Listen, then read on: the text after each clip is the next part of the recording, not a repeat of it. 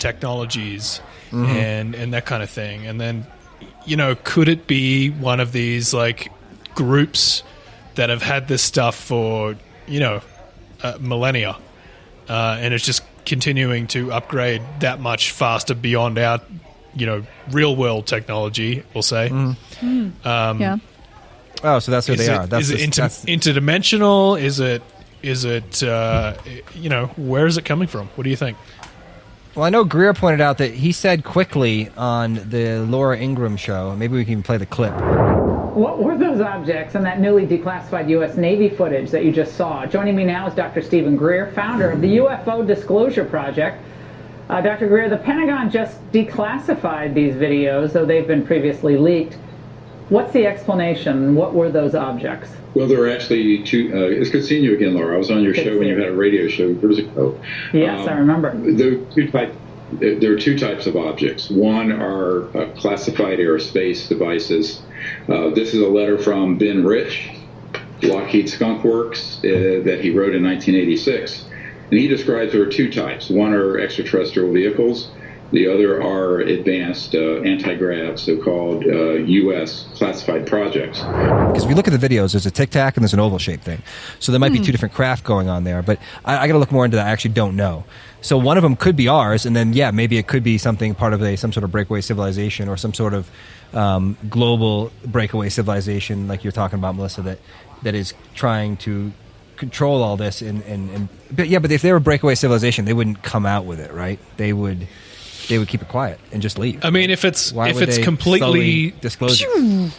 If it's completely separate from any world government at this stage, they probably know. I would say our intelligence services, our government, in some way probably would know about a breakaway civilization. Maybe they don't have all the just like an alien civilization. They don't have all the answers, but they know about what they've been up to and what's been happening. But maybe they'd, it would be along the same lines of our real world agencies kind of like scrambling to find there's something there. We don't know. We've been tracking it and we've kind of got some answers, but we really don't know the full story.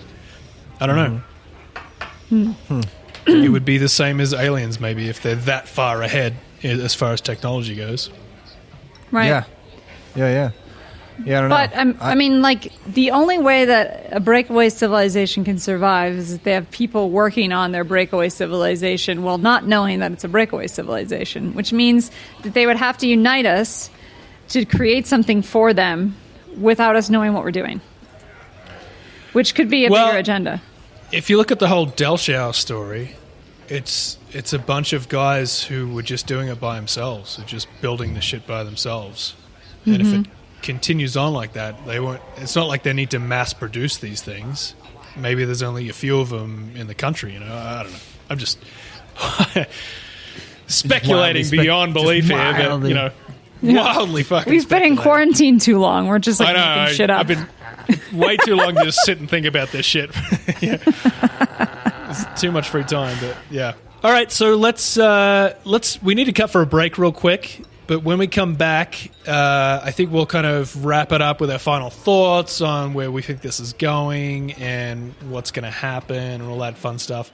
And then we're also going to talk about next week's show, where we have a special guest and we want to have a little bit of audience interaction going on here. So we'll talk about that in a little bit. Final thoughts on the possible agenda. Go, Josh. Well, there's two obviously agendas going on here. There's a fear-based one presented by the TTSA, and there's a hope-based one presented by Greer and other people in the UFO community. I think we got to be careful as we move forward. I'm happy that disclosure is happening because this feels like official. It's official. This has never happened before. The U.S. government, the Air Force, the Pentagon came forward and said these videos are real. We don't know what they are. It doesn't mean they're alien, but it does. So this is a special moment, and I don't want to discount what the TTSA has done because I've been following them, and at one point was completely hoodwinked and thought they were amazing. But it is threat-based, and that email really sent it home home for me because I've been feeling that the whole time. They always slip it in there, like, like everything's great, we're doing good, we're going to get the information out, and then a little threat just thrown in the end there. It's never light and love with them. It's never... Yeah. Just a tip. The tip. It's just a tip. And you're like, what the fuck, guys? And as we know, Warner Von Braun relayed to Carol Rossen, who's come forward in the Disclosure Project, and said that one of the final threats after terrorism, rogue nations, is the alien threat. So we have a choice here. We can go hope or love, and I think as more people get behind the hope movement and not fear these things, I think we're going to be much better off. So those are my final thoughts. I like it. I like where your head's at. Look, if I may offer my final thoughts here in the middle, I don't know where this is going, but from Harry, I'm optimistic that Harry Reid is going to continue to push this kind of thing. People like Harry Reid, I should say, even TTSA, whoever, and it sounds like the government in some capacity has a bunch more shit that they're sitting on that we need to see, because I think half the reason why this whole thing didn't make as big as a splash as it should have was that the evidence, although pretty compelling and like holy shit, what is that, it wasn't really, it wasn't really sexy. It wasn't like we saw an aircraft land on the White House lawn kind of deal. It was like a infrared camera with a black smudge in the middle of the screen.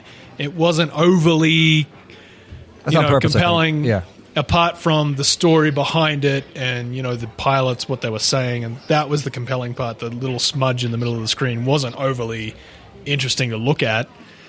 So I'm waiting for what else is coming next, and what do you need, Bacano? You need an 8K shot of an alien walking down a craft on the White House lawn, shaking hands with Trump. Bring it. Right. We can zoom in just really in fine detail. That's what you need. Okay, all right. Yeah, I think I don't need that because preferably with extras. I'm on board. Yeah, with extras. Yeah.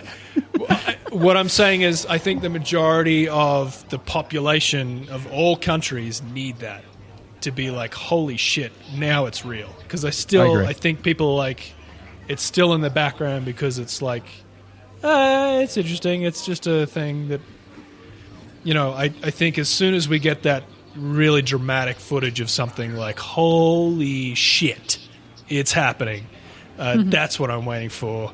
So I'm really fucking excited for that happening, to see that fucking dramatic footage that's going to make everyone just like, oh, yeah, give it to me.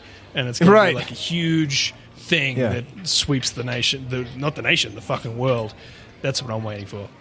I think that's coming. I think this is slow disclosure, like I keep saying. They're conditioning us slowly. They can't come out with that video. That's going to just throw people into a fit. So they're slowly making it happen. I want to be there when that moment happens, O'Connor, and I want to definitely celebrate with you.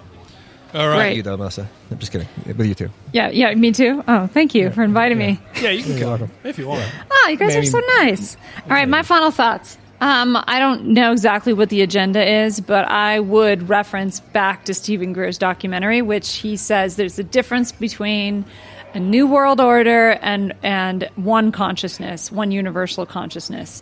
So there's like a possible trying to unite all the nations and the people together over fear. That is a totally different level of understanding humanity than it is understanding universal consciousness shared by all of us and humanity. That doesn't really have a lot to do with the videos and the releasing of the videos, but it does have to do with control. So my advice would be just look at all the signs and the signals. Like where are they trying to lead your mind to think something is happening, and be above that and understand that you don't have to go along with that game. You don't have to be fearful. You don't have to believe everything that they're saying. You just have to take it all into stride. It's not that it's not true. It's just not maybe all true. There's no such thing as a lie. There's just a lot of fractured truths. That's true. You know what, Melissa? I don't often agree with everything you say, but fuck, that was awesome. Well done. Sweet. Maybe I can come to your party. Yeah. Fantastic. We'll see. I mean, I don't want to lock anything in stone just yet. You guys are so mean. Just because I'm a girl. Anyway, we are having a foursome next podcast. Oh, we are inviting Randy Kramer, who is apparently was in the secret space program, and this is the first time we're ever doing this, where we're literally having somebody live, and we are going to interview them and talk to them. This dude's got some stories, let me tell you. This guy's got he's some the stories. OG secret space program guy, Randy Kramer, man. He's like fighting love Randy aliens. He's having sex with hot like alien chicks. It's like insane. Good for him, you know? Yeah. Well done, Randy. I want to know what that's Look, like. Randy. whatever your thoughts on Randy, he's got like his lovers and his haters. What we're thinking is we'd love to have our viewers, if you have questions for Randy, send them to us, either Facebook or what else are we on? Instagram. And load us up with some questions that you want to ask Randy Kramer. And we'll hit him with the hard questions. We're not scared of that. So load us up. What do you got? Yeah. Send us questions. Instagram, Facebook. His name's Randy Kramer. If you want to look him up, Randy Kramer's Secret Space Program. He served in the special forces for the Marines. Well done. Whatever it was fucking special. There was a couple of specials in there. Fucking special. All right, so that's all we got for this week's podcast. And we are so hoping that by next week we're going to be out of quarantine. But if we're not, hopefully we're still alive. So enjoy your quarantine, and we will see you next week. Goodbye.